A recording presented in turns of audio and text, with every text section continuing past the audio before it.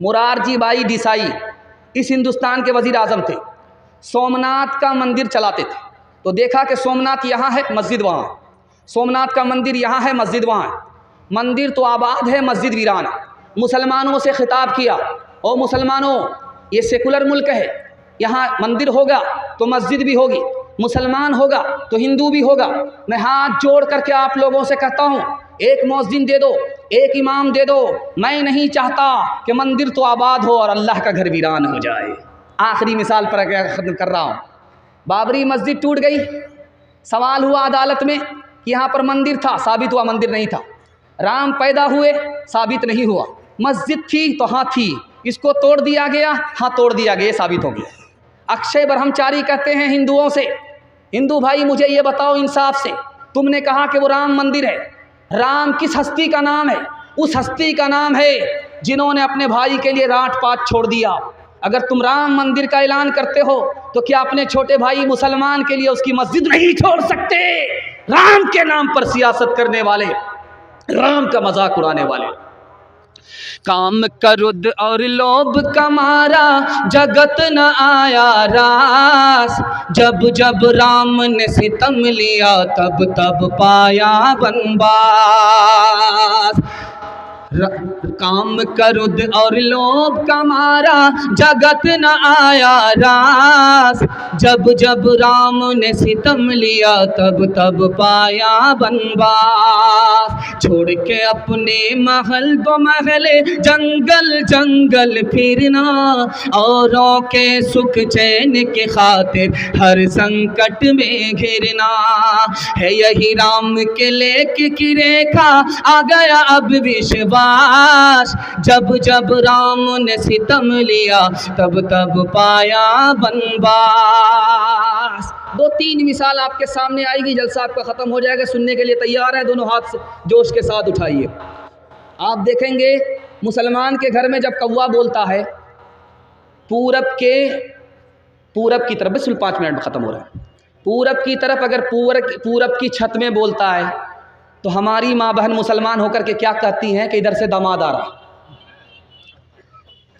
अगर पश्चिम से बोले तो क्या कहते हैं? सनबाप आ रहे। इंसाफ से बताइए कि बाज़ार में 100 कौवे बोलते हैं, ये कहाँ तक सनबाप आते हैं? कितने दामाद आते हैं? ये असल में गैर मुस्लिमों के घर की चीज़ थी, मुसलमानों के घर में भी मशहूर है। एक दोहे में मशहूर ख्याल था गैर मुस्लिमों का, वो ख्याल मुसलमान के घर में भी पाया जा रहा है। मुसलमानों के घर से जाने का नाम ही नहीं ले रहा।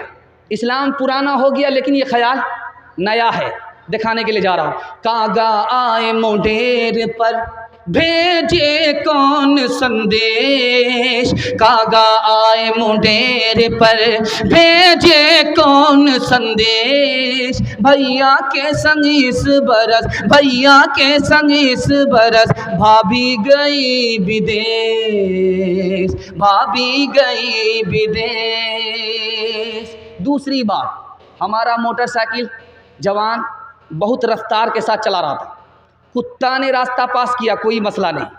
जैसे ही बिल्ली ने रास्ता काटा पेशाब रुक जाता है, डिस्क ब्रेक मारता है, 20 बार इधर थूक रहा, 20 बार उधर थूक रहा, जाने का नाम नहीं ले रहा। क्या मसला हुआ भाई? मसला ये है कि बिल्ली ने रास्ता काटा है, आगे ख़तरा होगा। गलत है, ख़तरा होगा अपने गुनाह की वजह से, ख़तरा कटेगा सदका की वजह से।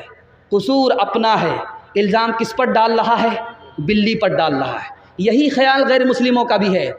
घर की जली बन में गई, बन में लागी आग, घर की जली बन में गई, बन में लागी आग। बन बेचारा क्या करे, बन बेचारा क्या करे, जो है हमारे भाग, जो है हमारे भाग। एक बात देखिएगा, बहुत मशहूर है, रात में अगर कुत्ता बोले और रोए तो लोग कहते हैं कि किसी चौधरी का विकेट गिरेगा। अल्लाह करे कि ये बला टल जाए, ऐसा चौधरी जो फूटी कौड़ी गरीबों को नहीं देता, अल्लाह करे ये मुसीबत टल जाए। देखिए ये मशहूर कहाँ से हुआ, कैसे हुआ, ये आपको नमूना आपकी खिदमत में लेकर के आ रहा हूँ। ये जो मशहूर है कि कुत्ता रोता है, किसी का विकेट गिरता है, गलत है।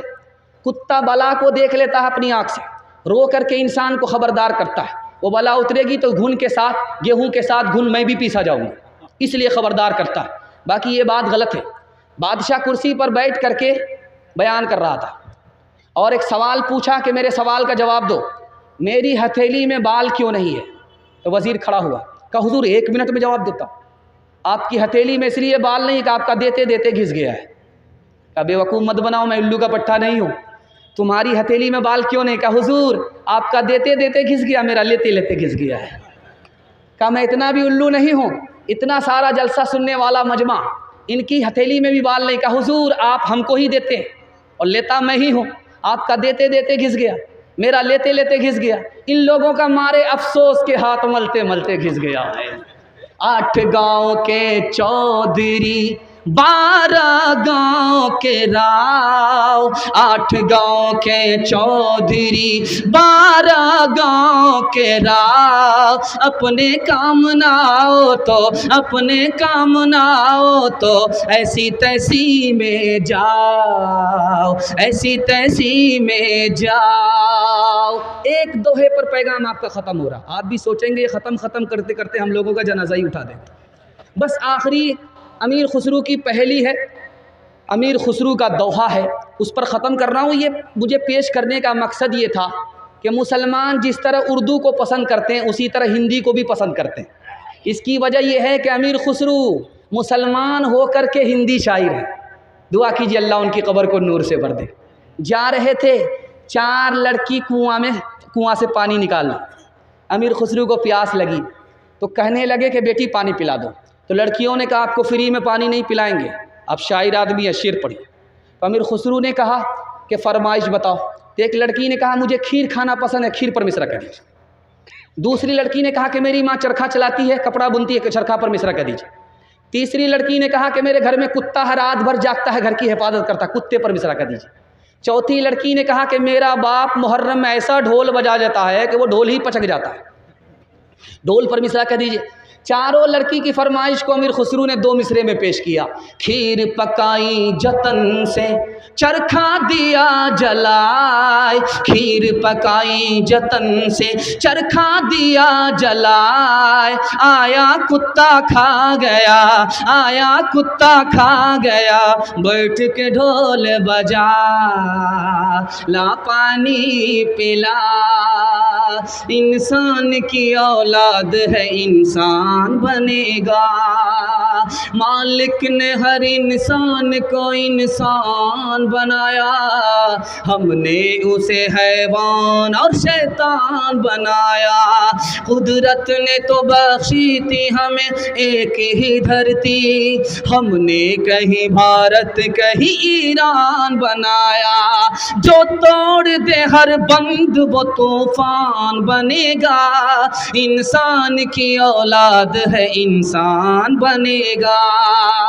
नफरत जो सिखाए वो धर्म तेरा नहीं है, इंसान को जो रोंदे वो कदम तेरा नहीं है। कुरान ना हो जिसमें वो कागज नहीं तेरा, गीता ना हो जिसमें वो कलम तेरा नहीं है।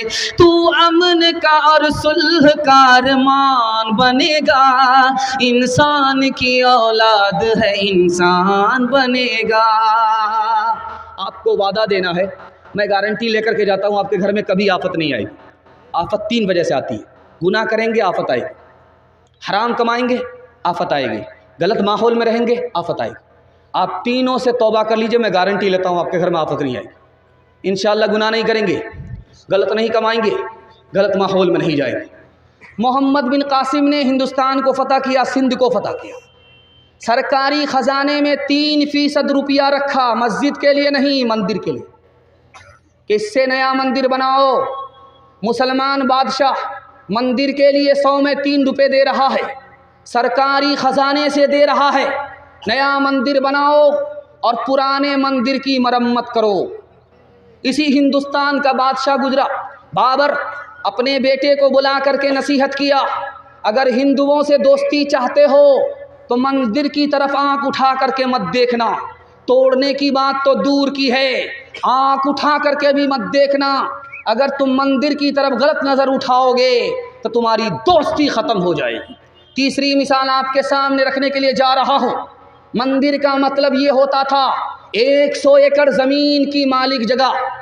मस्जिद का मतलब होता था 100 एकड़ जागीर की जगह। टीपू सुल्तान ने यहाँ के गैर मुस्लिमों को कितना मंदिर दिया? 156 मंदिर दिया। मुसलमान बादशाह, मुसलमान नवाब होकर के यहाँ के गैर मुस्लिमों को कितना मंदिर दिया? 156 मंदिर दिया। औरंगज़ेब बादशाह के बारे में इलाहाबाद कोर्ट ने लिखा कि 1659 से लेकर के 1685 ईस्वी तक के बीच में औरंगज़ेब बादशाह ने जो गैर मुस्लिमों को मंदिर दिया है, उसमें एक मंदिर का नाम है महाकाली मंदिर, दूसरे मंदिर का नाम है बालाजी मंदिर, और तीसरे मंदिर का नाम है जैन मंदिर, और पांचवें मंदिर का नाम है कामाख्या मंदिर। गुरुद्वारा का नाम है गुरुद्वारा राम राय। औरंगज़ेब ने मंदिर तोड़ा तो मस्जिद नहीं बनाई, मंदिर तोड़ा तो मंदिर बना करके दिया। ध्यान से सुनिएगा, आपका आखिरी मुताला आपकी खिदमत में लेकर के आ रहा। मुसलमानों में मंदिर को भी मोहब्बत से की निगाह से देखा जाता था। इस हिंदुस्तान में मस्जिद को भी मोहब्बत की निगाह से देखा जाता था। उसकी ज़िंदा मिसाल आपके सामने रखने के लिए जा रहा हूँ। अजमेर आप गए होंगे, अजमेर की जामे मस्जिद को देखिए, उसमें जैन मंदिर का नक्शा है। और आप जाइए देहरादून जाइए, देहरादून में एक मंदिर है, वो मंदिर कब का बना हुआ अभी भी मौजूद है, 1439 ईस्वी का बना हुआ मंदिर है। उसमें अजमेर की जामे मस्जिद का नक्शा है। मुसलमान बनाता था मस्जिद मंदिर के नक्शे से, और गैर मुस्लिम बनाते थे मंदिर मुसलमान की मस्जिद के नक्शे से। इससे भी बड़े हैरत की बात आपको दिखाने के लिए जा रहा हूँ। हिंदुस्तान में भाईचारे की मिसाल दिखाने के लिए जा रहा हूँ। आप जो कब्र बनाते हैं तो मुर्दे का सर किधर होता है? उत्तर की तरफ होता है, और पैर उसका किधर होता है? दक्षिण की तरफ होता है। जब आप कप्तान पुल में जाएंगे देखने के लिए मरघट्टी में, तो लाश को जो रखा जाता है, गैर मुस्लिमों की लाश को जलाने के लिए जो रखा जाता है, उसका सर भी उत्तर की तरफ होता है, पैर दक्षिण की तरफ होता है। दूसरी मिसाल आपके सामने रखने के लिए जा रहा हूँ, बहुत ध्यान से इसको सुनिएगा। आप देखेंगे 80% हिंदुस्तान के मंदिर को देखिए, 80%, 100% मस्जिद को देखिए, उसका रुख किधर होता है? पश्चिम की तरफ होता है। मंदिर बना है, उसका रुख पश्चिम की तरफ है। मुसलमान की मस्जिद बनती है, क्यों? किबले रुख में बन रही है, इसलिए पश्चिम है। और गैर मुस्लिमों का 80% मंदिर किबले की तरफ है। इससे भी बड़ी हैरत की बात आपके सामने रखने के लिए जा रहा हूँ। मुसलमान तवाफ़ करता है, जब 7 बार तवाफ़ करता है तब तवाफ़ मुकम्मल होता है। और गैर मुस्लिम के यहाँ जब निकाह होता है, जब तक 7 मरतबा चक्कर नहीं लगाया जाता, निकाह मुकम्मल नहीं होता। इससे भी बड़ी हैरत की बात दिखाने के लिए जा रहा हूँ। मुसलमान के बच्चे का अकीका होता है, नाम रखा जाता है, सर को मूड़ा जाता है, उसको अकीका कहते हैं। गैर मुस्लिमों के यहाँ देखेंगे, उसका नाम रखा जाता है, सर के बाल को मूड़ा जाता है, उसको नामकरण संस्कार कहते हैं। देखिए हिंदू मुसलमान से कितना करीब, मुसलमान हिंदू से कितना करीब, कि मस्जिद का नक्शा है मंदिर के नक्शे से, और मंदिर बन रहा है मस्जिद के नक्शे से। मस्जिद को भी मोहब्बत की निगाह से देखा जाता था गैर मुस्लिमों की नज़रों से, और मंदिर को भी मोहब्बत की निगाह से देखा जाता था मुसलमान की नज़रों से। 2-3 मिसाल दे रहा हूँ, सुनने के लिए मुकम्मल तैयार हैं? दोनों हाथ उठा दीजिए इंशाल्लाह। बिल्कुल जलसा आपका ख़त्म हो रहा है, ध्यान से सुनिएगा। मोहब्बत का जुनून अब बाकी नहीं है,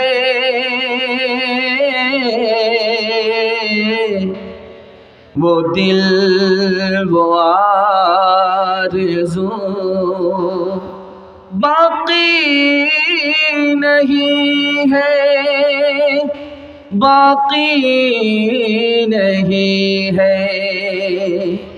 नमाज़ो रोज़ा कुर्बानियों हज, ये सब बाकी है, तू बाकी नहीं है। बाकी नहीं है।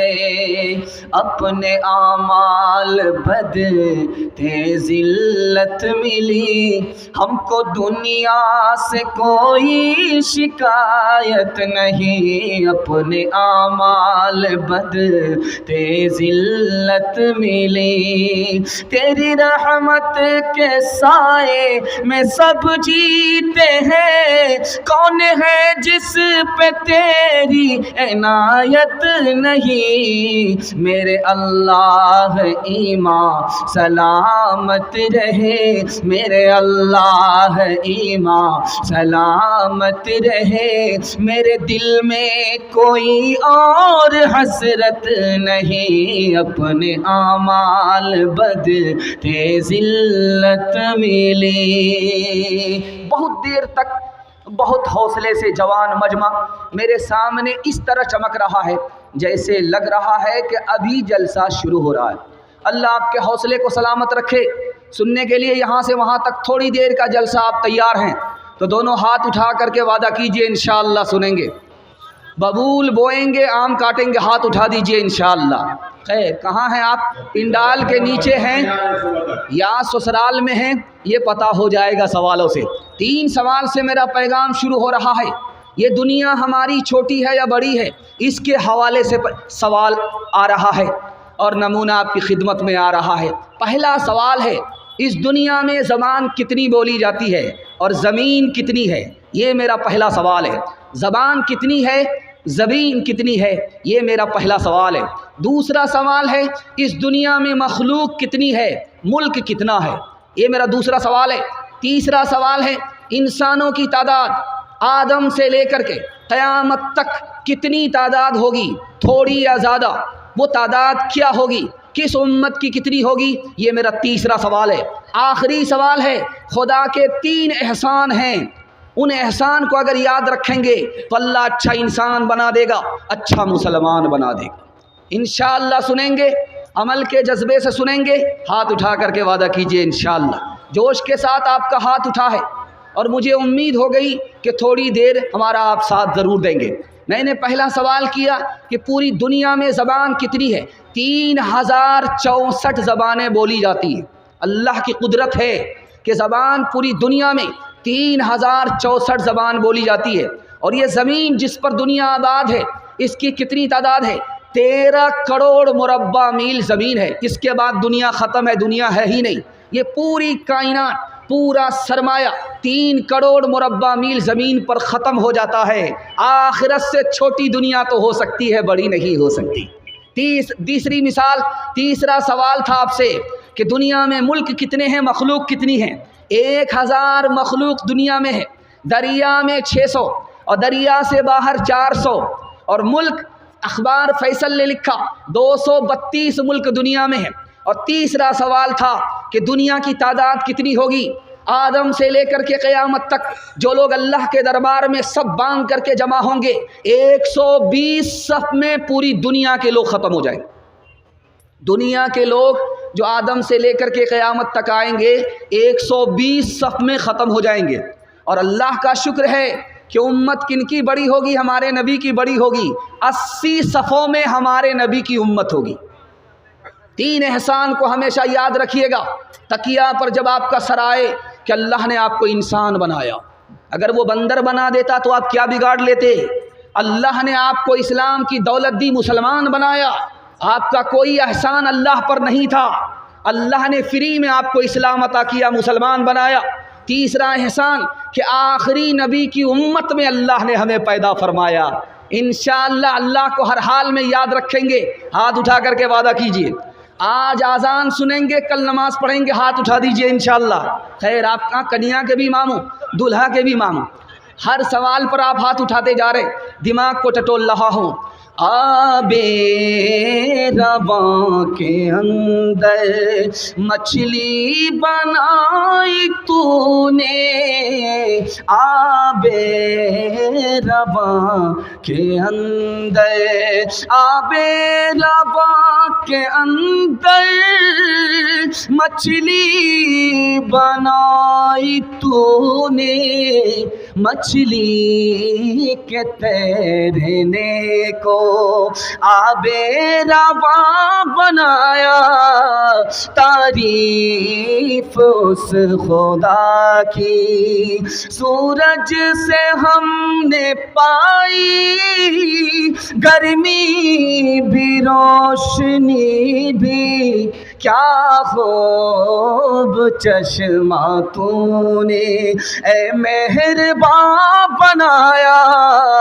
कैसी ज़मीं बनाई, क्या आसमां बनाया। तारीफ उस खुदा की। अल्हम्दुलिल्लाह, काफ़ी सन्नाटे में मजमा है, तारीख़ रकम करने जा रहा है। दस्तारबंदी में हुफ़्फ़ाज़ की बरकत है और उलमाए किराम की करामत है और आप लोगों की मोहब्बत है, इस जलसे को जवान कर दिया है। अल्लाह हम सब को हौसले से जवान फरमाए।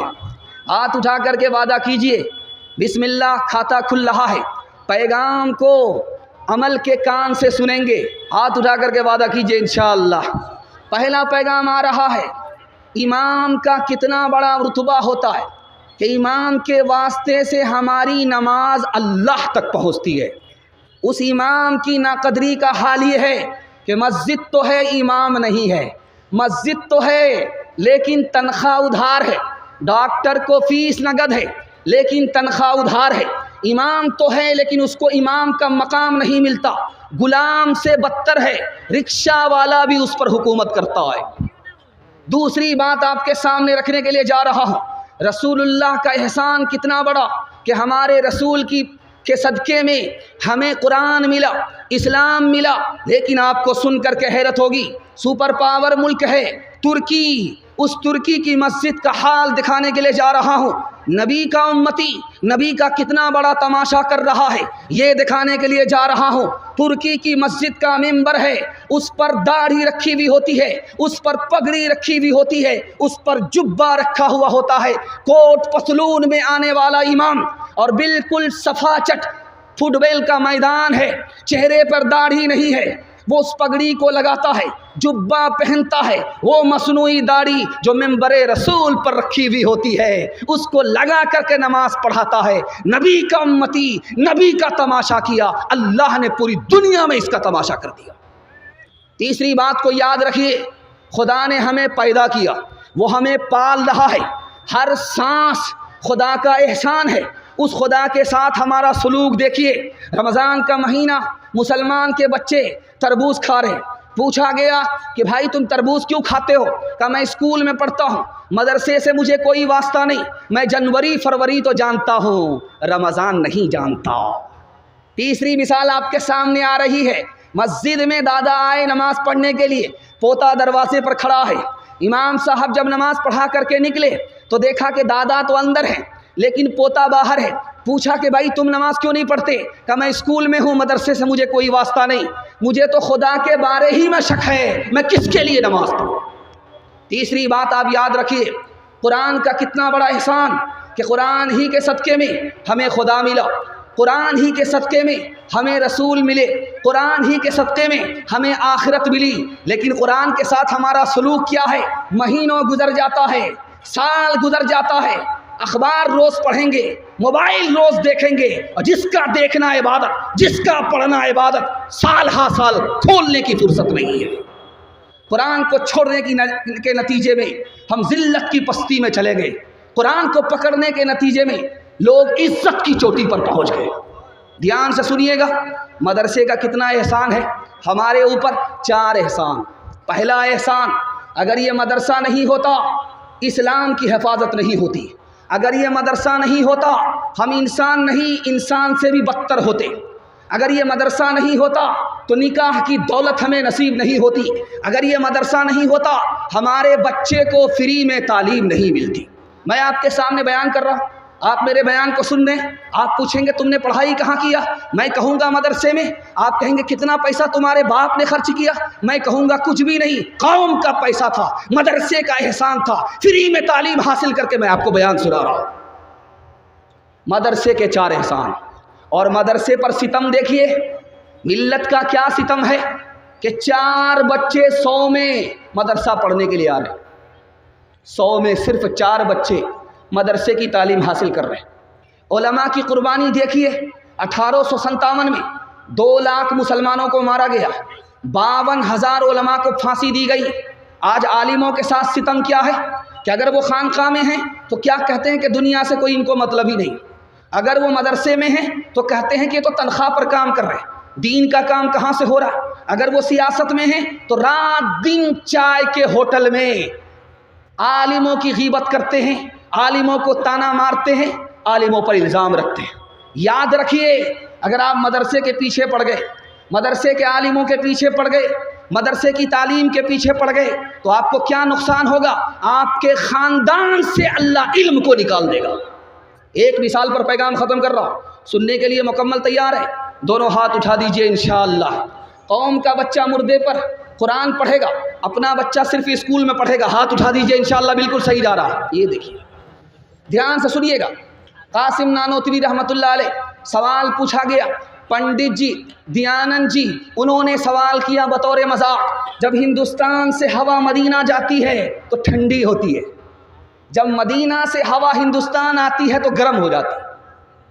कितना प्यारा जवाब दिया। दुआ कीजिए अल्लाह हजरत नानोतवी की कब्र को नूर से भर दे। कहा कि जब हिंदुस्तान की हवा मदीने जाती है तो उसको खुशी होती है कि नबी से मुलाकात होगी, नबी के रोज़े की ज़ियारत होगी, खुदा के घर का तवाफ़ होगा। इस खुशी में उसकी आंख भी ठंडी हो जाती है, दिल भी खुश हो जाता, मुकम्मल सर से लेकर के पैर तक ठंडी हो जाती। लेकिन जब वही हवा मदीना से निकल करके हिंदुस्तान आती है तो गर्म हो जाती। क्यों? नबी के शहर से जुदा हो रही है, अल्लाह के घर से जुदा हो रही है, उसको गम होता है, गम पर गम होता है, इसलिए गर्म हो जाती है। इस्लाम के उस मरकज से हुई तकदीर से आया आज़ादी की, उस बाम हरम से गूंजी है तकबीर अज़ान आज़ादी की। हर दम बरस रहे हैं अनवार मदरसों में, आकर तो कोई देखे एक बार मदरसों में। हर पल मोहब्बतों का इजहार मदरसों में, गुफ्तार मदरसों में, किरदार मदरसों में। दिन भर तिलावतें हैं, दिन भर तिलावतें हैं, शब भर इबादतें हैं। होता नहीं कोई दिन इतवार मदरसों में, होता नहीं कोई दिन इतवार मदरसों में। चंदा का वादा करेंगे और चंदा नहीं देंगे, हाथ उठाइए। खैर माशाल्लाह, यहाँ डिस ब्रेक आप मार करके आपने दिल खुश कर दिया कि आप दिमाग से मुकम्मल तैयार हो चुके। दूसरा पैगाम आपकी खिदमत में लेकर के आ रहा हूँ, इसको बहुत ध्यान से सुनिएगा। अल्लाह आपके जलसे को कबूल फरमाए, दीन दुनिया दोनों की भलाई से अल्लाह आपको मालामाल फरमाए। ध्यान से सुनिएगा, सुनाने के लिए जा रहा हूँ। हज़रत अबू बकर से कहा गया, मक्के में अगर रहना चाहते हो तो कुरान को छोड़ना पड़ेगा। हज़रत अबू बकर से कहा गया है, अगर मक्के में रहना चाहते हो कुरान को छोड़ना पड़ेगा। हज़रत अबू बकर का जवाब सुनिए, मैं मक्के को छोड़ सकता हूँ, अपना वतन छोड़ सकता हूँ, कुरान नहीं छोड़ सकता। दूसरी मिसाल आपके सामने आ रही है, बहुत ध्यान से सुनिएगा। अल्लाह इस बच्चे को इल्म में अमल में बरकत अता फरमाए। मदरसे के लिए इन्होंने चंदा दिया है, ध्यान से सुनिएगा। दूसरा नमूना आपकी खिदमत में आ रहा है।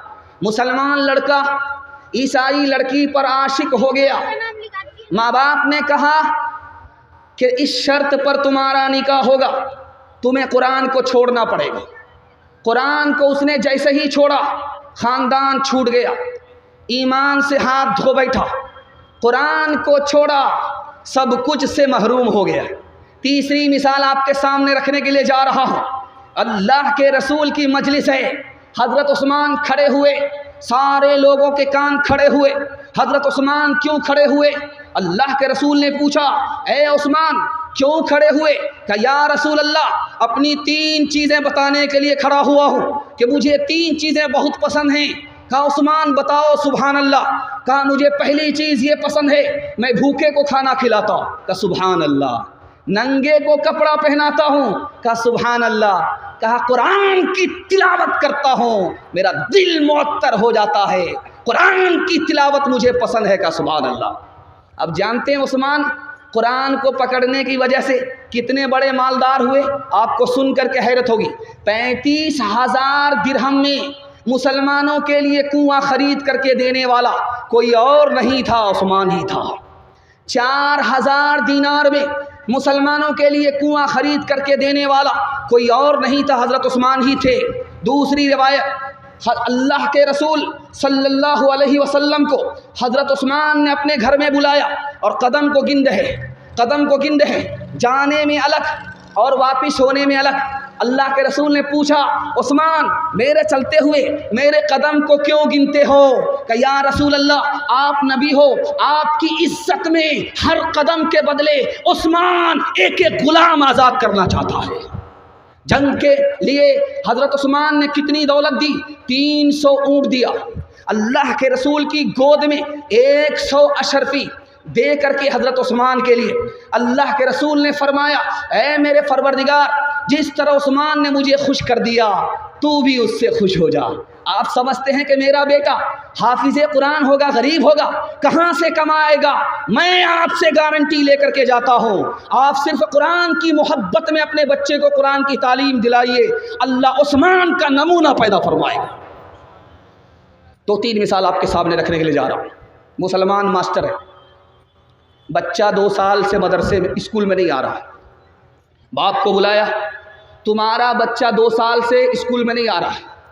कहा मेरा बच्चा भी मदरसा में पढ़ रहा है, 15 पारे हिफ्ज़ हुए हैं, 15 पारे बाकी हैं, 2 साल और पढ़ेगा, कुरान मुकम्मल हो जाएगा, उसके बाद मदरसे में आ जाएगा। वो मुसलमान मास्टर मुसलमान होकर के क्या कहता है? कलेजा मुंह को आ जाएगा। 2 साल तुम्हारे बच्चे के बर्बाद हो गए, 15 पारे हिफ्ज़ के चक्कर में, कुरान को मुकम्मल करने के चक्कर में रहोगे, 4 साल बर्बाद हो जाए। दूसरी मिसाल आपके सामने आ रही है, ध्यान से इसको सुनिएगा।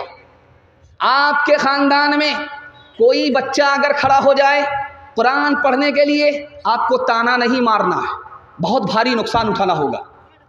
आप हौसला दीजिए, हाँ शाबाश बेटे, हाफिज़ कुरान बन जाओ, माँ बाप को सर का ताज मिलेगा। ताना नहीं मारना है। कुरान पढ़ कर के क्या होगा? आप जैसे ही ताना मारेंगे कुरान की शफाअत से भी महरूम हो जाएंगे, हाफिज़ कुरान की भी शफाअत से महरूम हो जाएंगे। दूसरी मिसाल आपके सामने आ रही है, ध्यान से इसको सुनिएगा। आप अपने बच्चे को हाफिज़ कुरान और मास्टर कैसे बनाना चाहते हैं, मैं रास्ता बता रहा हूँ। आप लोग अमल करेंगे? हाथ उठा दीजिए इंशाअल्लाह। मरने के बाद करेंगे? हाथ उठाइए इंशाअल्लाह। है 2 4 5 आदमी हाथ उठा रहे, इनको कहाँ से मौका मिलेगा? अभी आपने देखा होगा नेट इम्तिहान पास किया 1800 बच्चे ने, उसमें जो टॉपर लिस्ट में जो बच्चा आया वो हाफिज़ कुरान था। ये राज आपको बता रहा हूँ क्यों। हाफिज़ कुरान होकर के नेट के इम्तिहान में टॉपर लिस्ट में आया, ये राज आपको बता रहा हूँ। 5 साल आप स्कूल में अपने बच्चे को पढ़ाइए, 5 साल, उसके बाद स्कूल से उसको निकाल करके 3 साल के लिए मदरसे में दाखिल कर दीजिए। 3 साल के अंदर वो हाफिज़ कुरान हो जाएगा। उसका दिमाग इतना तेज़ हो जाएगा जैसे पत्थर पर चाकू तेज़ हो जाया करता हो। अब उसको मदरसा से निकाल करके स्कूल में दाखिल कर दीजिए, सारे बच्चे को वो पीछे कर देगा, कोई बच्चा उसको पीछे नहीं कर सकता। जिसने कुरान को याद कर लिया उसके बाद उसके लिए कोई किताब मुश्किल नहीं है। आप खुशनसीब बाप होंगे आपका बच्चा हाफिज़ कुरान भी होगा, मास्टर भी होगा, डॉक्टर भी होगा, प्रोफेसर भी होगा। हाथ उठा करके वादा कीजिए, इंशाअल्लाह अपने बच्चे को हाफिज़ बनाएंगे। हाथ उठाइए। कुंवारे लोग हाथ मत उठाइएगा, बीवी तक का मुँह नहीं देखा। बाल बच्चा कहाँ से होगा इरादा कर लीजिए। ध्यान से सुनिएगा। जलसा में शौहर भी आया, जलसा सुनने के लिए, दस्तारबंदी का जलसा था। बीवी भी आई जलसा सुनने के लिए, पिंडाल में बैठ गई। दस्तारबंदी जब हुई बच्चों की, सर पे दस्तार जब आई तो बीवी बहुत ज़्यादा खुश हो गई। बीवी बहुत ज़्यादा खुश हो गई। असल में ये बूढ़ा मैक है, जवान से इसका मुकाबला हो गया है। ये कहाँ तक साथ देगा? जिस तरह भी साथ दे रहा गनीमत है। अब आई बीवी जलसा देखने के लिए, शौहर आया जलसा देखने के लिए, तो देखा कि दस्तारबंदी हुई। तो बीवी ने जाकर के कहा कि मियाँ एक बात सुनो, तुम हाफिज़ बन जाओ। कहा कि मेरे बाप से भी नहीं होगा। बूढ़ा तोता क्या सीखेगा? बचपन में तो हिफ्ज़ किया नहीं, अभी कहाँ से होगा? कहा नहीं नहीं तुमको करना होगा। अब बीवी की ज़िद अब मियाँ को पूरी करनी है। कहा नहीं नहीं ये मेरे बाप से भी नहीं होगा, ये कभी नहीं होगा। बूढ़ा तोता क्या सीख सकता? कहा कि हाँ तुमसे बिल्कुल आसान है, हाफिज़ बनना तुम्हारे लिए बिल्कुल आसान है, मैं जानती हूँ कि तुम कैसे हाफिज़ बनोगे। तो बीवी ने कहा कि देखो तुमको इनाम दूंगी। तो शौहर ने कहा क्या इनाम दोगी? कहा कि अगर तुम हाफिज़ बन जाओगे तुमको दूसरी शादी की इजाज़त दे दूंगी। अब क्या था, रात दिन एक करके 6 महीने में हाफिज़ कुरान हो गया। फज़ले फिर क्यों न हो मुमताज़ इस्लाम, दुनिया भर के मज़हब में, वहाँ मज़हब किताबों में, यहाँ कुरान सीनों में, यहाँ कुरान सीनों में। फज़ले खुदा से साहिब ज़ीशान हो गया, जो खुश नसीब हाफिज़े कुरान हो गया। उसको जला सकेगी ना दोज़ख की आग भी, महफूज जिसके सीने में कुरान हो गया। वो वालिदैन हश्र के दिन होंगे ताजदार, जिनका दुलारा हाफिज़े कुरान हो गया। 10 ऐसे आदमी को वो जन्नत दिलाएगा, दोज़ख में जिनके जाने का ऐलान हो गया। बहुत अच्छा दूसरा पैगाम निकल गया। आपने दिल खोल करके हौसला दिया। अल्लाह आपके सुनने को, हमारे सुनाने को बेहद कबूल फरमाए। तीसरा पैगाम आ रहा, तेज़ी के साथ आ रहा। ज़बान की रफ्तार बता रही है कि आप लोग मोहब्बत में सुन रहे हैं। इंशाअल्लाह आधा सो करके आधा जाग करके सुनेंगे। हाथ उठाइए, बिल्कुल सही जा रहा है। ये देखिए, ध्यान से रखिएगा। तीसरा पैगाम आपकी खिदमत में आ रहा है। आपने देखा होगा इश्तिहार में जहेज़, नशा, इसके हवाले से 2 पैगाम निकल चुके, 2 पैगाम बाकी रह गए। आपकी खिदमत में लेकर के आ रहा हूँ। 70 साल का बूढ़ा आता है यूपी से, 70 साल का बूढ़ा अरब से आता है, हैदराबाद बिहार। 16 साल की लड़की से शादी करके चला जाता है। अब लोग कहते हैं कि ये कितना बेशरम बाप है, 16 साल की बेटी को 70 साल के बूढ़े से निकाह कर दिया। कोई भी बाप जान करके बूझ करके अपनी बेटी का गला घोट नहीं सकता। ये समाज है, बगैर पैसे के, बगैर गाड़ी के, बगैर सामान के निकाह करता नहीं है। तिजारत निकाह को बना देने की वजह से बाप के लिए बेटी बोझ बन गई। उसी बोझ को हल्का करने के लिए 70 साल के बूढ़े के साथ बाप ने अपनी बेटी का गला घोट दिया। दूसरी बात को याद रखिए, आप सुनते होंगे पहले मुसलमान लड़का गैर मुस्लिम की लड़की को लेकर के भागता था, ये आप सुनते थे। और उसके बाद ये सुनने में आया कि गैर मुस्लिम लड़का मुसलमान लड़की को लेकर के भागने लगा। आपने ये सुना होगा। लेकिन अभी कुछ और हो रहा है। मुसलमान लड़की गैर मुस्लिम लड़के को लेकर के भाग रही है, 1000 की तादाद में नहीं, लाखों की तादाद। अब मैं इसकी वजह बताने के लिए जा रहा हूँ, इसको ज़रा ध्यान से सुनिएगा। दुआ कीजिए खालिद सैफुल्लाह रहमानी दामत बरकातहुम के लिए, अल्लाह उनकी उम्र में बरकत अता फरमाए, इल्म में बरकत अता फरमाए। उन्होंने फरमाया कि भाग क्यों रही है? 3 वजह से भाग रही है। बाप को बेटी से कोई मतलब ही नहीं है, बेटी कहाँ से आ रही है, कहाँ जा रही है, कोई मतलब नहीं है बाप को। किससे बात कर रही है, कोई मतलब नहीं है। इसलिए सूने घर में बकरी सवासिन, बेटी की आबरू जा रही है, ईमान जा रहा है। दूसरी वजह ज़रा ध्यान से सुनिएगा, आंख बंद करके अररिया में जाकर के बेटी का दाखिला करा दिया। ये नहीं देखा कि ये लड़की का स्कूल है या लड़के का स्कूल है। आंख बंद करके ये बाप अपनी बेटी का उस स्कूल में दाखिला कराता है जिसमें लड़का भी पढ़ रहा है। अब इश्क और मोहब्बत का चक्कर हुआ, लड़की गैर मुस्लिम के साथ भागी, आबरू अलग गई, ईमान अलग गया। तीसरी बात को याद रखिए, ये लड़की क्यों भाग रही है? समाज ने लड़की को बोझ बना दिया। पहले ये सुनने में आता था जो शेख बिरादरी के लोग हैं यही लोग ज़्यादा डिमांड करते हैं। अब उसके बाद इन लोगों ने क्या किया, शेख को पीछे करने के लिए रास्ता इख्तियार किया। बेटी की शादी शेख में कराएंगे और बेटी की शादी कुलैया में कराएंगे। कुलैया बेटी है, कुलैया लड़का होगा। लेकिन जहाँ बेटा डॉक्टर बना, प्रोफेसर बना, तो अब कुलैया की बेटी उसके लिए लायक नहीं है। अब ये शेख की बेटी को तलाश करते हैं। क्यों? ये बेईमान बाप जानता है नगद अलग मिलेगा, 4 चक्का अलग मिलेगा, माला माल हो जाएंगे।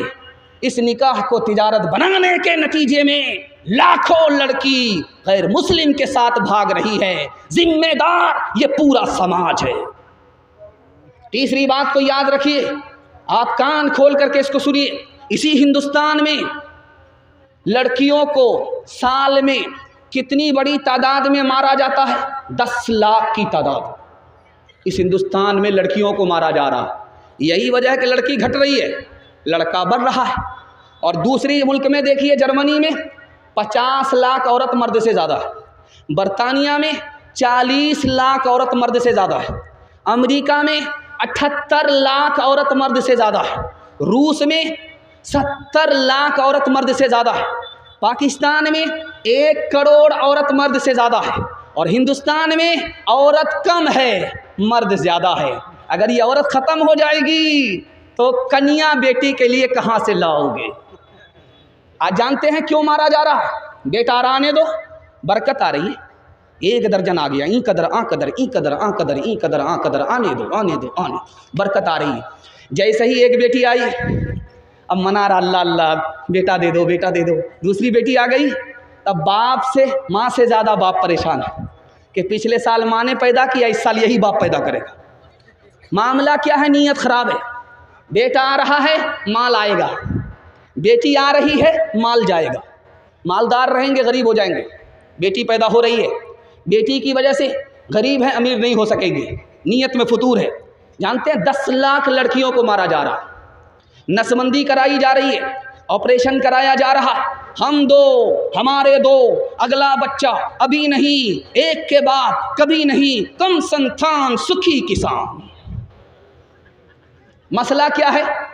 आबादी नहीं है कि बेटी अगर बढ़ेगी तो मसला ख़राब हो जाएगा। आप तजर्बा करके हमको बताइए, सीने पर हाथ रख करके। मैं मेंबरे रसूल पर बैठा हुआ हूँ, हज करने के बाद किसी आदमी को आपने गरीब होते हुए देखा है? नहीं देखा। 2 शादी करने वाले को आपने गरीब देखा है? नहीं देखा। मेरा तजर्बा, शेरशाहबादी कौम यहाँ मौजूद है, 33% लोग डबल शादी करते हैं। नबी की सुन्नत है, हज करो मालदार हो जाओगे, शादी करो 1 से ज़्यादा मालदार हो जाओगे। गौर करके बताइए, शेरशाहबादी कौम बगल ही में रहती है। आप देखिए, जो 2 बीवी वाला है उनके बच्चे ज़्यादा हैं, और जिनके बच्चे ज़्यादा हैं उनको तरक्की ज़्यादा है। इतनी बड़ी पेटी लेकर के बैठते हैं उनके जलसे में, वो पेटी सारे के सारे लोग भर देते हैं उसको। हम लोग चिल्ला करके रह जाते हैं, हमको तरक्की नहीं। इस दौर में चाइना है, वहाँ आबादी ज़्यादा है, उसको सबसे ज़्यादा तरक्की है कि नहीं? आबादी मसला नहीं है। मसला क्या है, मैं आपको दिखाने के लिए जा रहा हूँ। बेटे से बाप ने पूछा, बाप से बेटे ने पूछा, अब्बा हुजूर आपने अपनी शादी में कितना पैसा खर्च किया था?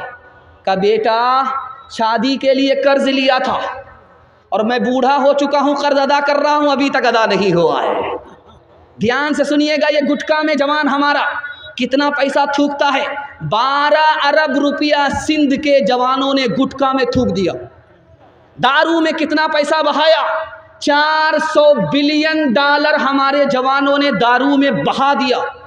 35 बिलियन डॉलर हुक्के का बहाना, दिल का धुआं निकालने में, सिगरेट पीने में उड़ा दिया।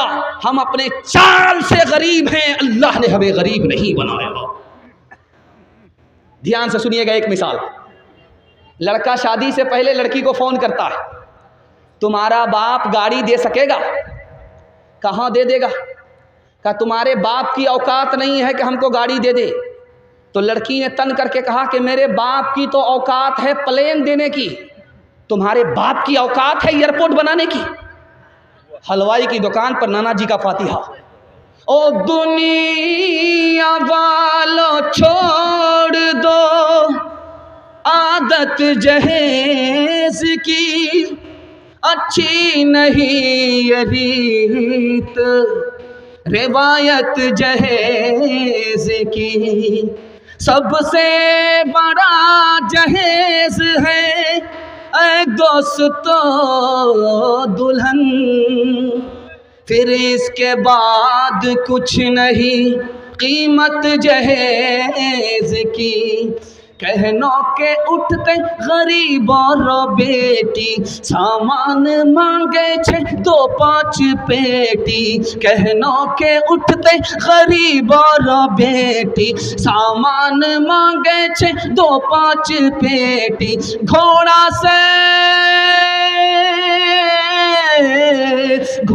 से बदतर छै आज का जवान। हरे मुसलमान, हरे मुसलमान, हरे मुसलमान, हरे मुसलमान।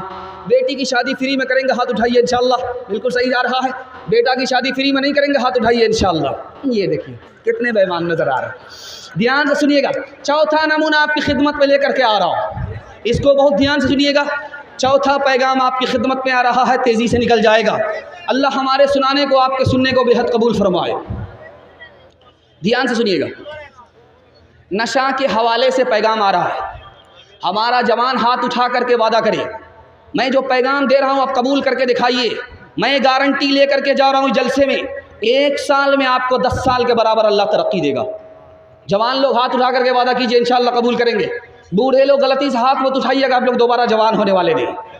100 बार दुआ करेंगे फिर भी आप जवान नहीं होंगे। हाँ, सीधा जन्नत में आप जवान होंगे।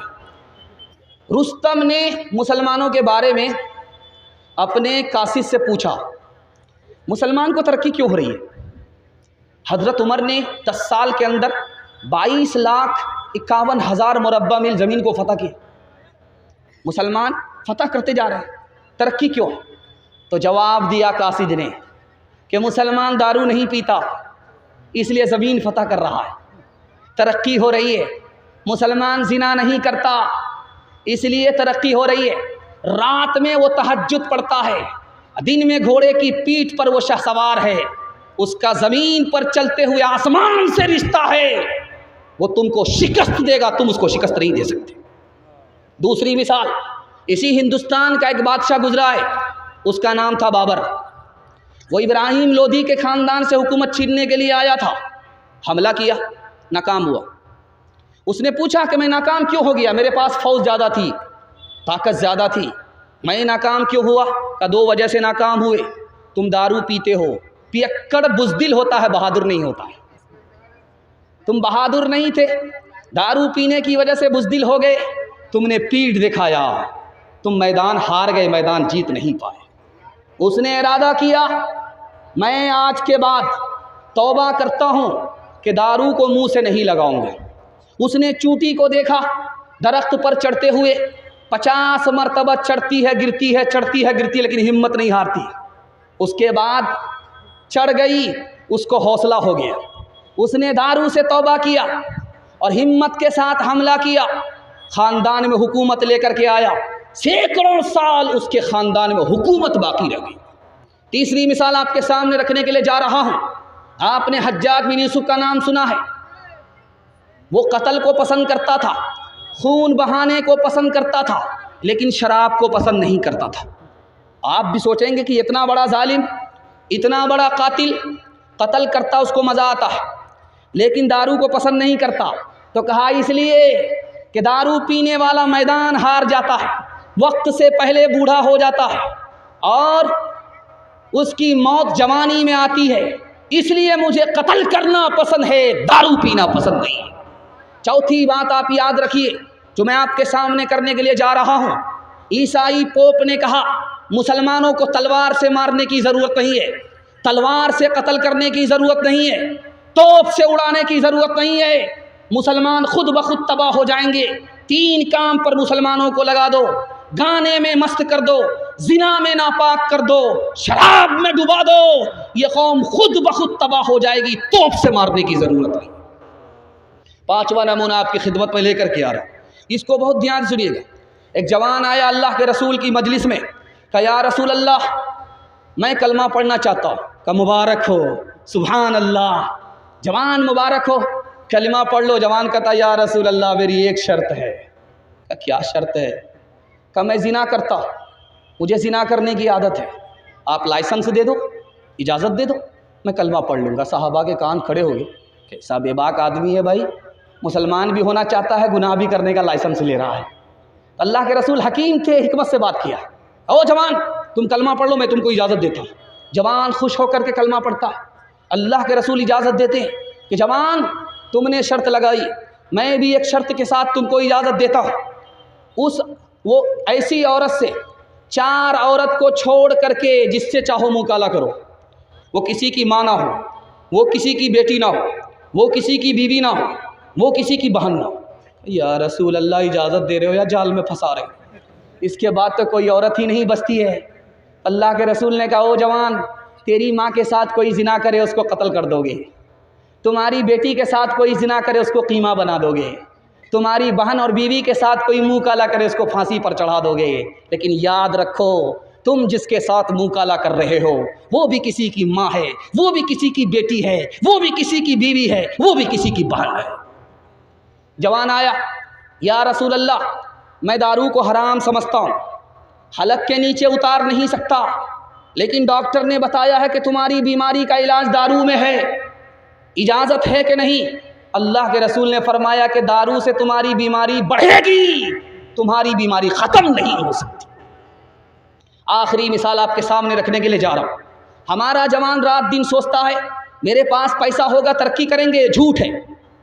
हमारा जवान सोचता है कि हमारी तादाद बढ़ेगी हम तरक्की करेंगे, ये झूठ है। कैसे तरक्की करेगा? वही रास्ते से तरक्की करेगा जो रसूलुल्लाह ने बताया। अल्लाह के रसूल ने कहा कि तुम्हारी तादाद कल भी कम थी, आज भी कम है, क़यामत तक कम रहेगी। तादाद से तुम तरक्की नहीं कर सकते। तुम सोचते हो कि दौलत ज़्यादा आएगी तरक्की करोगे, दौलत कल भी उनके पास ज़्यादा थी, आज भी है, क़यामत तक रहेगी। दौलत से तरक्की नहीं कर सकते। जो उनके पास है जो उनके पास है उसको लेकर के तुम तरक्की नहीं कर सकते। जो उनके पास नहीं है उसको लेकर के खड़े हो जाओ, तुम तरक्की करोगे। उनके पास दीन नहीं है, तुम अल्लाह के रसूल का दीन लेकर के उठो, पूरी दुनिया में छा जाओ। एक मिसाल है, पैगाम ख़त्म कर रहा हूँ। आपसे वादा लेना चाहता हूँ, इंशाअल्लाह आज गुनाह करेंगे, कल तौबा करेंगे। हाथ उठाइए। खैर माशाअल्लाह बहुत लोग चमक गए, देखिए अभी तक हाथ उठा रहे। ध्यान से सुनिएगा। मिर्ज़ा गालिब शराब की बोतल लेकर के फसाद के ज़माने में सड़क पर आ गए, तो तलवार लेकर के फसादियों ने कहा ओ तू कौन है? कि मैं आधा उधर हूँ आधा इधर, 50-50 हूँ। तेरा दिमाग ख़राब हो गया है, मुकम्मल क्लियर बता तू कौन है, हिंदू है या मुसलमान है? तो सोचा अगर पूछने वाला हिंदू होगा बताऊँगा मुसलमान मार देगा, अगर पूछने वाला मुसलमान होगा बताऊँगा हिंदू तो मार देगा। तो कहा नहीं 50-50 हूँ, मैं आधा तेतर और आधा बटेर। का ज़्यादा मंतिक से काम निकालने की कोशिश मत करो, तुम आधा हिंदू आधा मुसलमान कैसे हो? तो मिर्ज़ा गालिब ने कहा मैं सूअर खाता नहीं शराब पीता, इसलिए आधा हिंदू आधा मुसलमान। कौम से मैं की सिफारिश क्या करूं, नेक को शैतान कर देती है ये। कौम से मैं की सिफारिश क्या करूं, नेक को शैतान कर देती है ये। कौम से मैं की सिफारिश क्या करूं, नेक को शैतान कर देती है ये।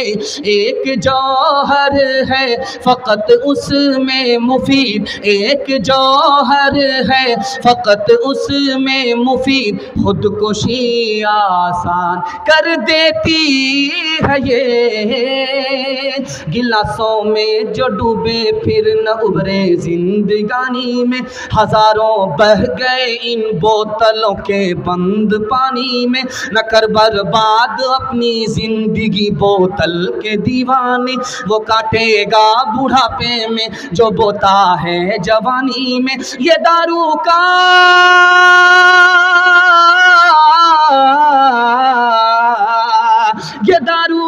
पियाला मौत का कड़वा पियाला है। मिला है जहर शरबत में, मिला है जहर शरबत में, छुपी है आग पानी में। मिला है जहर शरबत में, छुपी है आग पानी में। जलसा मर्दों के हवाले से निकल गया, सिर्फ 2 पैगाम औरतों के हवाले से बाकी है। आप लोग सुनने के लिए तैयार है? दोनों हाथ उठाइए इंशाअल्लाह। बीवी से पूछ करके दाढ़ी रखेंगे, हाथ उठाइए इंशाअल्लाह। बहुत मुश्किल है, ज़रा ध्यान से सुनिएगा, सुनाने के लिए जा रहा हूँ। बहुत खूबसूरत मुताला तेज़ी के साथ निकल गया। आधा से ज़्यादा जलसा आपका निकल चुका है, थोड़ा सा जलसा बाकी रह गया है। हाथी पास हो गया है, सिर्फ दुम फंसी हुई है। इंशाअल्लाह एक झटके में वो भी पास हो जाएंगे। ध्यान से सुनिएगा, सुनाने के लिए जा रहा हूँ। हर बाप अपनी बेटी की शादी कराता है, ये उसकी जिम्मेदारी है। लेकिन शादी के बाद उस मकाम, उस बाप का मर्तबा कितना ऊंचा होता है, ये दिखाने के लिए जा रहा हूँ। हर बाप की जिम्मेदारी है अपने बेटे की शादी कराए, बेटी की शादी कराए। लेकिन जिस बाप ने अपनी बेटी की शादी कराई, अल्लाह के रसूल फरमाते हैं कि वो बाप खुदा के रसूल से इस तरह करीब हो जाता है जैसे ये एक उंगली दूसरी उंगली से करीब होती है। दूसरी मिसाल आपके सामने है। हर कुंवारी लड़की नमाज पढ़ती है, हर शादीशुदा लड़की नमाज पढ़ती है, लेकिन दोनों का फ़र्क दिखा रहा हूँ। कुंवारी लड़की अगर नमाज पढ़े, एक नमाज का सवाब 10 नमाज मिलता है। लेकिन शादीशुदा लड़की जैसे ही नमाज पढ़े, एक नमाज का सवाब 21 नमाज मिला करता। तीसरी मिसाल आपके सामने आ रही है, ध्यान से सुनिएगा। शादी हुई, शादी के बाद पेट में हमल रह गया, हमल आ गया, पेट में बच्चा है। जैसे ही बच्चा माँ के पेट में आया, अल्लाह ने उस औरत का रुतबा कितना ऊंचा कर दिया, पिछले गुनाह माफ़ कर दिए। जैसे ही उस बच्चे को महीना गुजर रहा है, वो बच्चे का वज़न बढ़ रहा है। अब माँ को चलते हुए भी नहीं बन रहा है, बैठते हुए भी नहीं बन रहा है, लेटते हुए भी तकलीफ़ है, करवट लेते हुए तकलीफ़ है। अब उस तकलीफ़ में माँ ने आह निकाली, फरिश्ता नामे आमाल में तस्बीह का सवाब लिखता। 5वां नमूना आपकी खिदमत में आ रहा। जब 9 महीने बच्चे के हो गए, अब वो माँ अपने बच्चे को जन्म देती है। वो मौत के मुंह में चली जाती है, कभी तो ज़िंदा रहती है, कभी मर जाती है। आपको सुन कर के हैरत होगी, जब वो मौत के मुंह में गई, ज़िंदा रह गई, जब वो मौत के मुंह में चली गई, ज़िंदा नहीं रही, मर गई, उसका रुतबा कितना बुलंद हो गया। अल्लाह शहादत का रुतबा अता फरमाता है। अगर वो माँ ज़िंदा रह गई, मौत के मुंह से वापस आ गई, अल्लाह अपनी जन्नत को उस माँ के कदमों में डाल देता। सुन करके आपको हैरत होगी, वो बच्चा अभी माँ के गोद में है, माँ उसको अल्लाह सिखा रही है, रसूलुल्लाह सिखा रही है, हर लफ्ज़ पर सदक़े का सवाब मिल रहा है। बच्चा बड़ा हुआ, माँ की तमन्ना है कि मदरसे में जा कर के पढ़े, बाप की आरजू है ये मदरसे में हाफिज़ कुरान बने। जैसे ही वो बच्चा हाफिज़ कुरान हो गया, बच्चे को रुतबा बाद में मिलेगा, पहले माँ बाप को मिलेगा। सर पर ऐसा अल्लाह का ताज डालेगा कि सूरज भी उसके सामने फीका पड़ जाएगा। इससे भी बढ़कर के एक बात और आपके सामने रखने के लिए जा रहा हूँ। मैके से ससुराल आई है बेटी, मैके से आई, देखा कि एक चप्पल वहाँ है, दूसरी चप्पल वहाँ है, एक जूता वहाँ पड़ा हुआ है, दूसरा जूता वहाँ पड़ा हुआ है। उस लड़की ने सिर्फ इतना काम किया कि उस जूते को वहाँ से उठाया, वहाँ रख दिया, उस चप्पल को वहाँ से उठाया, यहाँ रख दिया।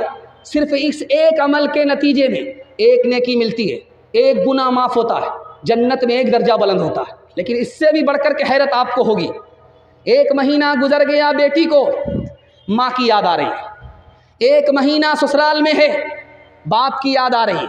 अब वो शौहर को फ़ोन करती है, मैं अपने बाप से मिलना चाहती हूँ, मैं अपने माँ से मिलना चाहती हूँ, मुझको इजाज़त दो। उधर से शौहर ने इजाज़त दी, शौहर की इजाज़त लेकर के बेटी ससुराल से मैके आ रही है। एक एक कदम उठाने पर 100 गुना माफ़ हो रहे, 100 दर्जे बुलंद हो रहे, 100 नेकी में इजाफा हो रहा। आखिरी बात दिखाने के लिए जा रहा हूँ।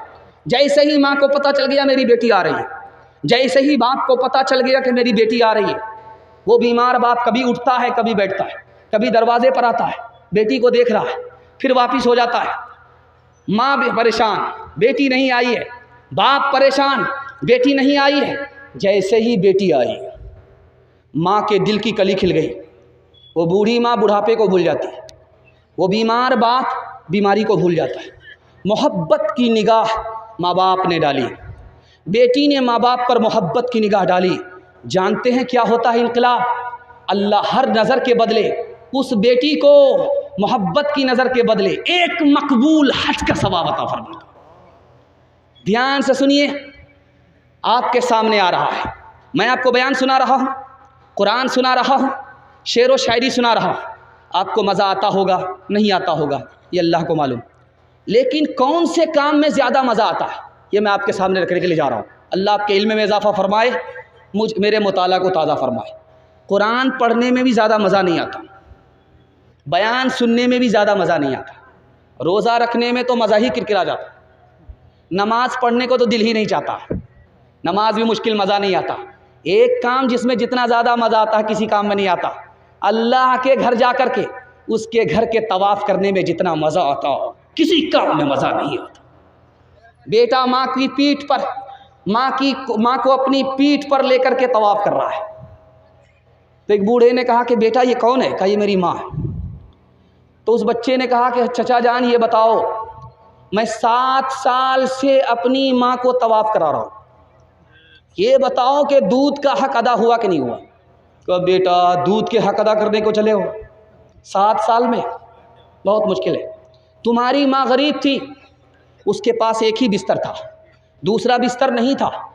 तुमने रात में पेशाब कर दिया, तुमने रात में पखाना कर दिया, तुम्हारी माँ ने उठ कर के तुम्हारे पखाने को साफ़ किया, तुम्हारे पेशाब को धोया, और उसके पास एक ही बिस्तर था, सर्दी का ज़माना था।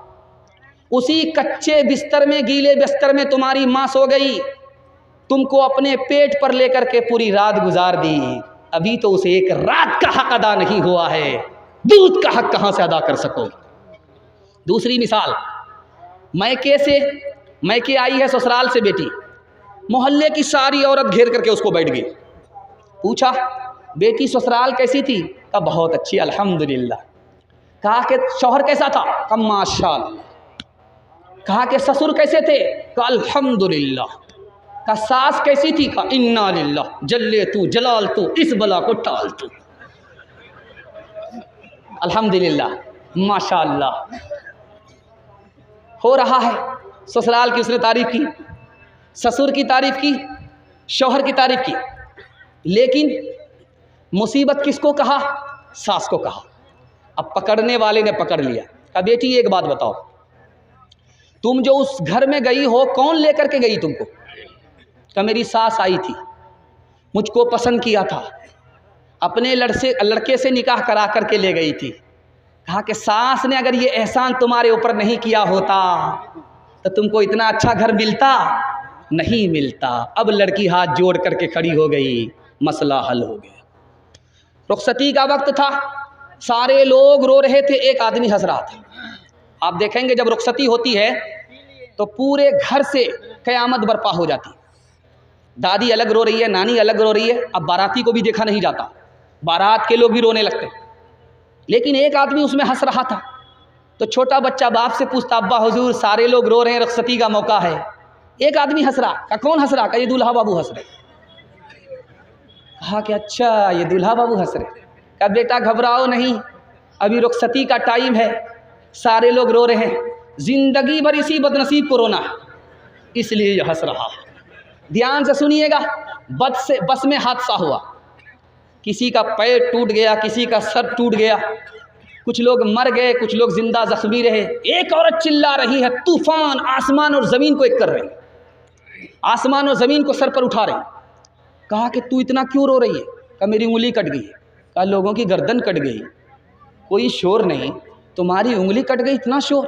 कहा कि मेरा भारी नुकसान हुआ है, जिस उंगली से अपने शौहर को नचाया करती थी वही उंगली कट गई है।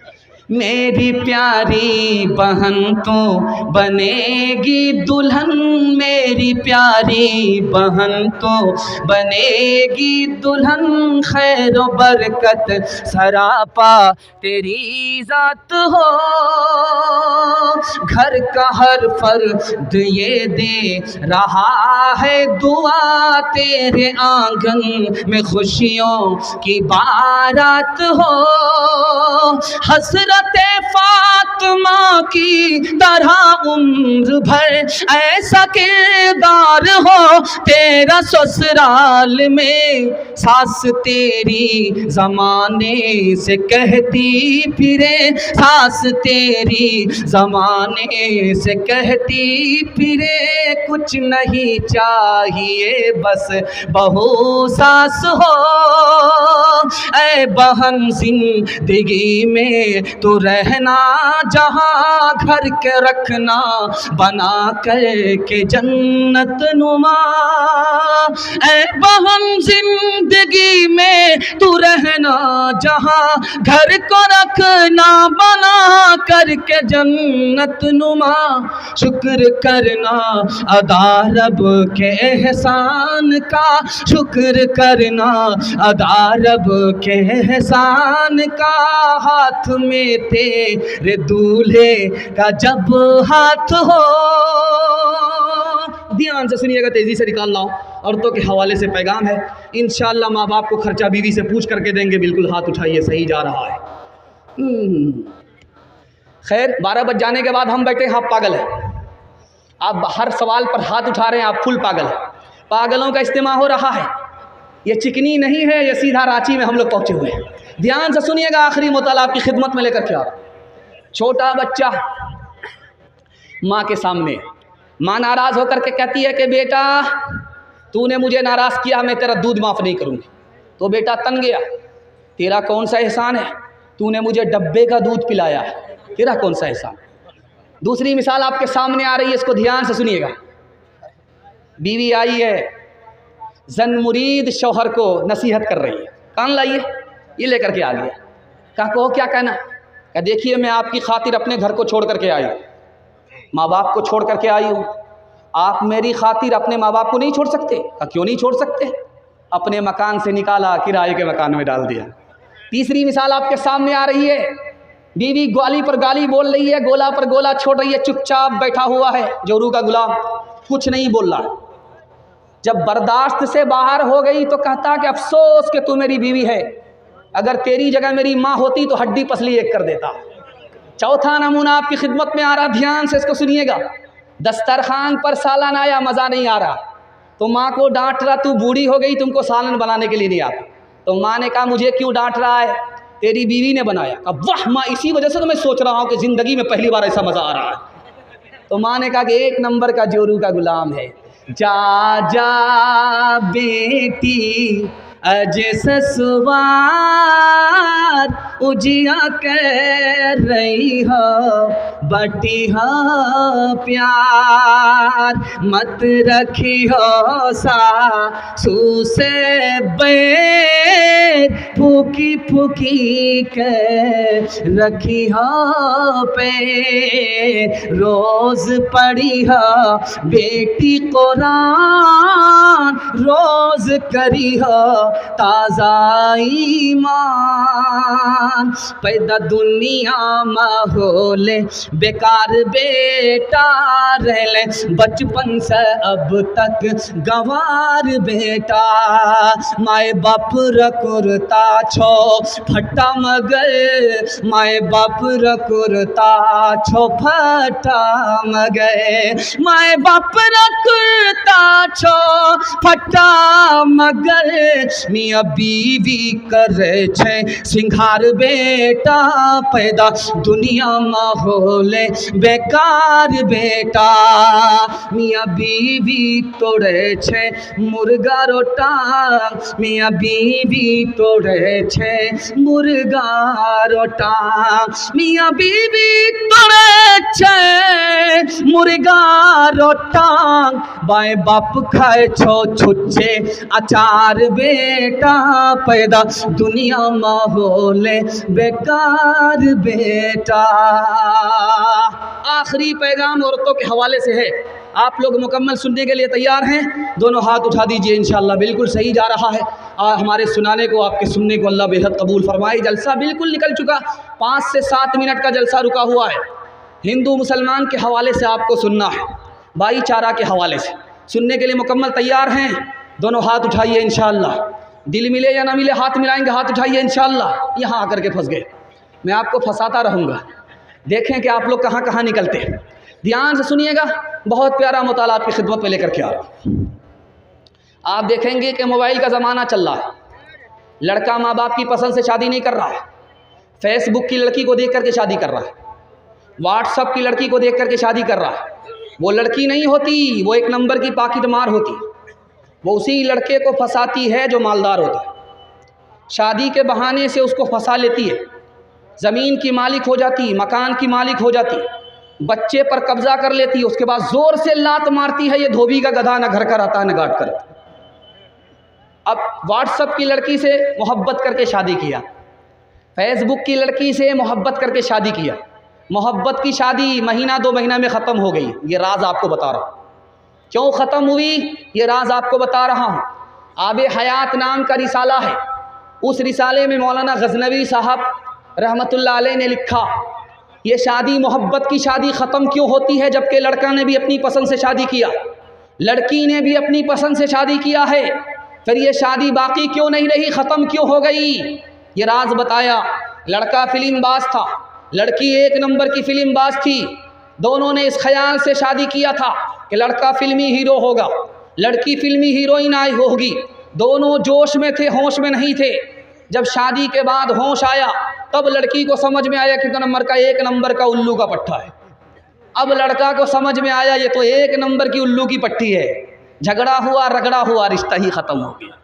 दूसरी बात को याद रखिए, प्राइमरी स्कूल में, मिडिल स्कूल में 10 मुसलमान लड़की इंटरव्यू देने के लिए आ रही है।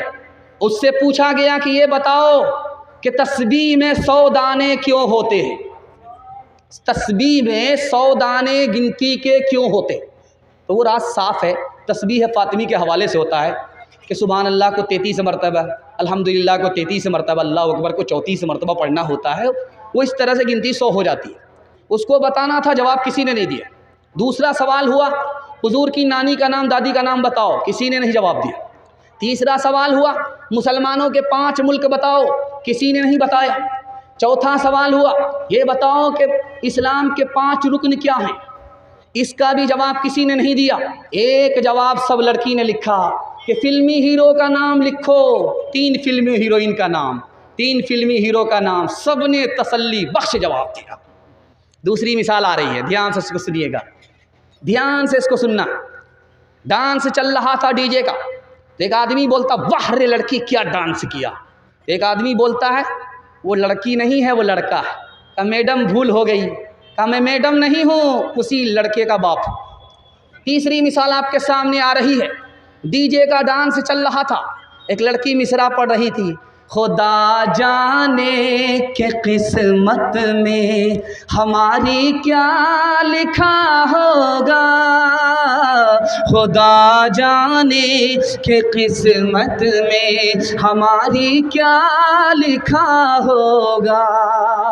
एक जवान खड़ा हुआ, ओ लड़की तू फातिमा होकर के डांस करती है, और ये मालूम करना चाहती किस्मत में क्या है, खुदा तो तुम्हें बाद में बताएगा, मैं तुम्हें पहले बता देता हूँ। तुम पहले मिसरा पढ़ो, मैं तुम्हारे मिसरे का जोड़ा लगाता हूँ।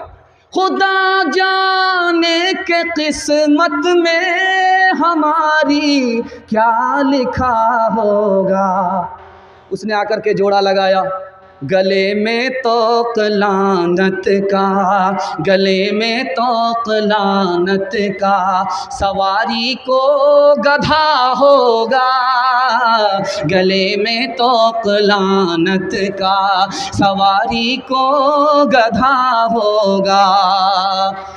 शादी में झूम झूम कर ढोलक बजाएगी, नाचेगी और गाएगी, एक्टिंग दिखाएगी।